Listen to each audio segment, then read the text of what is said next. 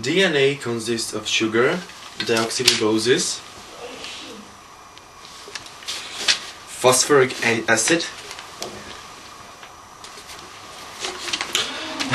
adenine, thymine, guanine, and cytosine.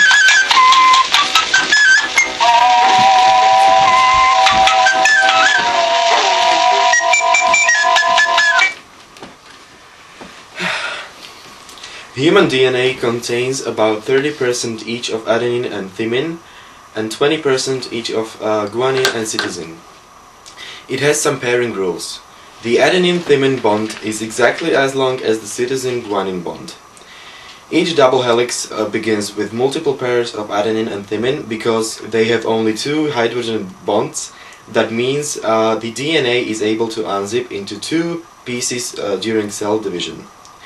One new molecule is formed from each half letter, and this gives rise to two identical daughter copies from each parent molecule.